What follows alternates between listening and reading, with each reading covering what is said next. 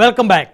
రేటిక మనతోటి జుమ్కాలో జాయిన్ అయ్యారు సీనియర్ జర్నలిస్ట్ రాజకీయ విశ్లేషకులు మస్తాన్ రావు గారు. వారితో మాట్లాడదాం. మస్తాన్ రావు గారు, గుడ్ ఈవినింగ్ అండి. Good evening sir. Good evening.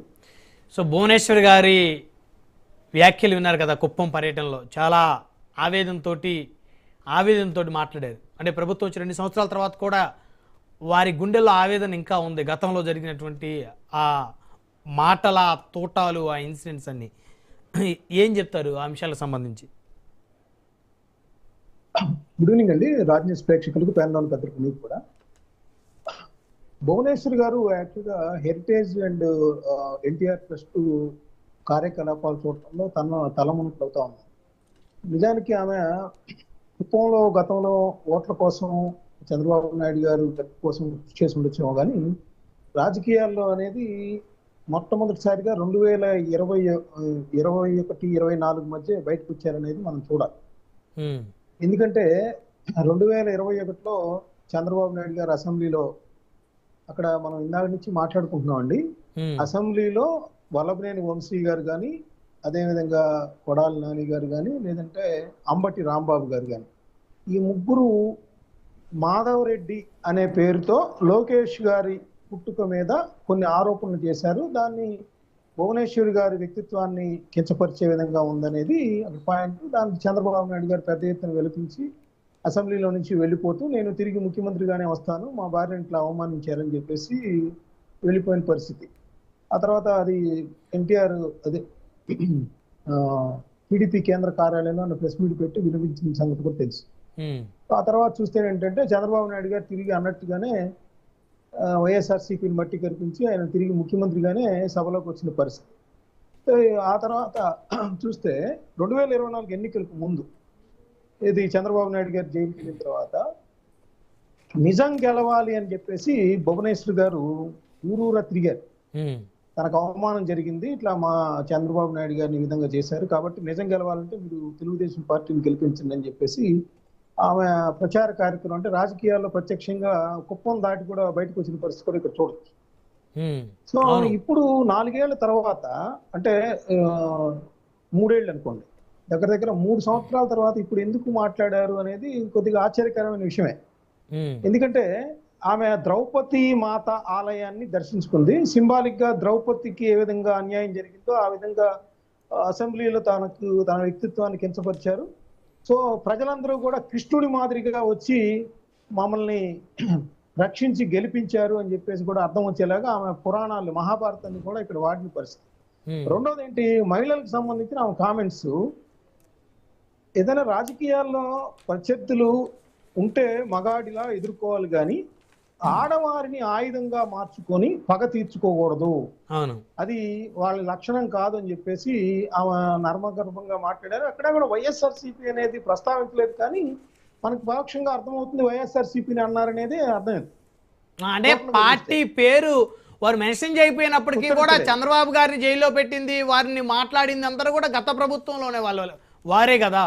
అది ఖచ్చితంగా అదే ప్రజలు తన ఏదైతే జీవితాంతం మర్చిపోలేని విధంగా ఎలా అవమానించారు ఏంటి అనేది చెబుతూ ఆమె ఏ విధంగా ప్రజలు కూడా దీవెనలు ఇచ్చారనేది కూడా, అపార మద్దతు ఇచ్చారనేది కూడా ఆమె చెప్పిన పరిస్థితి. అయితే ఇక్కడ 2 విశ్లేషించండి. ఇటీవల కాలంలో వైఎస్ఆర్సీపీకి సంబంధించి తెలుగుదేశం పార్టీ ఎక్కువగా ప్రస్తావిస్తుంది ఏంటంటే విజయలక్ష్మి గారికి, షర్మిల గారికి జగన్ గారు అన్యాయం చేశారనేది ఒక ఎక్కువగా ట్రోల్ కానీ లేదంటే సోషల్ మీడియాలో కానీ విరివిగా వాడతారు.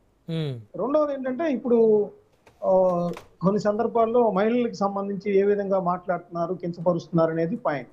గతంలో జగన్మోహన్ రెడ్డి గారు పవన్ కళ్యాణ్ గారికి సంబంధించిన భార్యలను కూడా టార్గెట్ చేశారు. ఇవన్నీ కూడా మళ్ళీ వచ్చేలాగా, గుర్తు చేసేలాగా మాట్లాడింది. దీని వెనకాల ఒకటి చెప్తానే, ఇప్పుడు చంద్రబాబు నాయుడు గారు ముఖ్యమంత్రిగా కాకుండా లోకేష్ గారు ముఖ్యమంత్రి కాబోతున్నారు అనేది కూడా బాగా వినవస్తుంది. మరి ఆయన కేంద్ర రాజకీయాల్లోకి వెళ్తారని రకరకాలుగా ఊహాగానాలు చంద్రబాబు గారు నుంచి భవిష్యత్తులో అంతే కదా. మరి లోకేష్ గారు ముఖ్యమంత్రి అవబోతున్నారు అనేది కదా. నిన్న పేర్నాని గారు కూడా లోకేష్ పేర్నాని గారికి చెప్పారండి ఎవరన్నా? మస్తాన్ రావు గారు పేర్నాని గారికి ఎవరన్నా ప్రభుత్వంలో పెద్దలు ఫోన్ చేసి లోకేష్ గారు సీఎం అవబోతున్నారని చెప్పుంటారేమో. అంటే జరుగుతుంది కదా సార్. యాక్చువల్గా తెలుగుదేశం పార్టీ వర్కింగ్ ప్రెసిడెంట్ చేయటం కానీ, లేదంటే లోకేష్ గారు అన్ని మంత్రివర్గ సమావేశానికి ముందు వాళ్ళ ఇంట్లోనే మంత్రివర్గ సదస్సులతో మాట్లాడటం కానీ, లేకపోతే రాష్ట్రంలో ఎక్కడ జరిగినా కూడా ఆయనకి రివ్యూ చేయడానికి వెళ్తాం కానీ, ప్రమాదాలు కావచ్చు, ఏదైనా విషయాలు కావచ్చు, లేదా కేంద్ర మంత్రులతో కలవచ్చు. ఎందుకంటే ఒక మంత్రిగా వేరే వాళ్ళు ఎవరు వెళ్తలేదుగా. కొన్ని సందర్భాల్లో పవన్ కళ్యాణ్ గారు వెళ్తున్నారు, లేదంటే చంద్రబాబు నాయుడు గారు వెళ్తున్నారు. అంటే ఆయనకు విశేష ప్రాధాన్యత, ఒక ట్రైన్ అప్ లాగా జరుగుతూ ఉంది. ఆ నేపథ్యంలో కుప్పం నుంచి భవిష్యత్తులో భువనేశ్వర్ గారు ఏమన్నా పోటీ చేస్తారా అనేది కూడా నాకు అనిపిస్తా ఉంది. ఎందుకంటే ఆమె అక్కడే ఎంచుకున్నారు ఈ మాటలన్నీ కూడా. సో దాన్ని బట్టి చూస్తే ఏంటంటే రాజకీయాల్లోకి మళ్ళీ వస్తారా, కొట్టిపారేశారు. కానీ కొంతమంది అక్కడ అడిగితే రాజకీయాల్లోకి ఎందుకు, ఆల్రెడీ మా కుటుంబంలో ఇంతమంది ఉన్నారు అని చెప్పేసి చెప్పుకున్నప్పటికీ కూడా అదొకటి. రెండోది ఏంటంటే లోకేష్ గారికి సంబంధించి మనకు సవాళ్ళు కూడా చూడాలి. వల్లభని ఒక్క నిమిషం అండి. యాక్చువల్ గా ఇందాక మధుసూదన్ రెడ్డి గారు అన్నారు, కానీ రాజమౌళి గారు అన్నారు వాళ్ళు ఖండించారని. అదే సభలో ముఖ్యమంత్రిగా ఉన్న జగన్మోహన్ రెడ్డి గారు ఖండించలేదనేది కూడా పాయింట్ కదా. అదేగా తెలుగుదేశం పార్టీ ఒక ఆయుధంగా మార్చుకుంది ఎన్నికల్లో. జగన్మోహన్ రెడ్డి గారు భువనేశ్వర్ గారిని సంబంధించి ఏ పార్టీ వాళ్ళైనా సరే, వల్లభనేని వంశీ గారు మా పార్టీ కాదని చెప్పారు, అది మనకు తెలుసు. అది మధుసూదన్ రెడ్డి గారు అలా చెప్పకూడదు. ఏంటంటే ఆయన మా పార్టీ టెక్నికల్ గా కాదు, కానీ ఏ తరఫున ఉన్నారు వల్లభనేని వంశీ గారు. సో అక్కడ అలా కించపరుస్తూ ఉంటే జగన్మోహన్ రెడ్డి గారు ఏమీ మాట్లాడలేదు, నవ్వుతా కూర్చున్నారు అనేది కదా తెలుగుదేశం పార్టీ పెద్ద ఎత్తున ప్రచారం సోషల్ మీడియాలో కానీ చేసింది. సో అది ఎన్నికల ఫలితాల్లో కూడా కొంత కనిపించిన మాట వాస్తవం.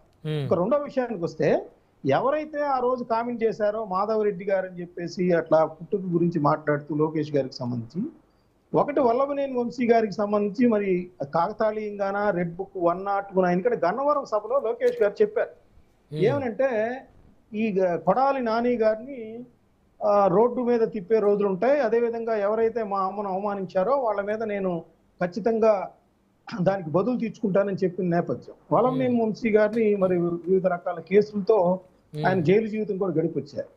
మూడోది వస్తే అంబటి రాంబాబు గారికి సంబంధించి కూడా మరి నాకు వాళ్ళ ఇంటి మీద అది చంద్రబాబు నాయుడు గారిని తిట్టారనే నేపథ్యంలో వాళ్ళ ఇంటి మీద దాడి జరిగినప్పటికీ కూడా ఈ రోజు అంబటి రాంబాబు గారు కూడా తెలుగుదేశం పార్టీకి టార్గెట్ గా మారిన పరిస్థితి కూడా ఇక్కడ చూడాలి. So next target Kodali Nani గారు. ఎందుకంటే లోకేష్ గారు ఆ రోజు గన్నవరంలో ఉన్న మాటలను బట్టి చూస్తే ముగ్గురు ఎవరైతే కామెంట్ చేశారో అసెంబ్లీలో, వాళ్ళ ముగ్గురికి సంబంధించి ఇద్దరికి సంబంధించి కొంత ఆయన నెరవేర్చుకున్నట్టు కనిపిస్తా ఉంది. ఇక కొడాలి నాని గారికి సంబంధించి చూస్తారేమో అనేది నాకు అనిపిస్తా ఉంది. ఆయన రెడ్ బుక్ కాకుండానే వాళ్ళంతటా వాళ్ళే కేసుల్లో ఇరుక్కుంటున్నారని చెప్పేసి లోకేష్ గారు నిన్న కామెంట్ చేశారు. సో ఇవన్నీ చూస్తుంటే ఏంటంటే రెడ్ బుక్ అది ఒక పక్కన చాప్టర్ లో వైజ్ గా వెళ్తూ ఉంది. రెండోది ఏంటంటే చంద్రబాబు నాయుడు గారు ఏదైతే ఆయన ప్రతిజ్ఞ చేసి జగన్మోహన్ రెడ్డి గారిని ఓడించి తిరిగి ముఖ్యమంత్రిగా వచ్చారో అది కూడా నెరవేర్చుకున్నట్టయింది. ఇవన్నీ నేపథ్యం చూస్తే ఆ మాట్లాడింది భవిష్యత్తులో వైఎస్ఆర్ కాంగ్రెస్ పార్టీని మరింత ఇరుకులు పెట్టే విధంగా అప్పుడప్పుడు గుర్తు చేస్తూ మహిళల్ని ఏ విధంగా వైఎస్ఆర్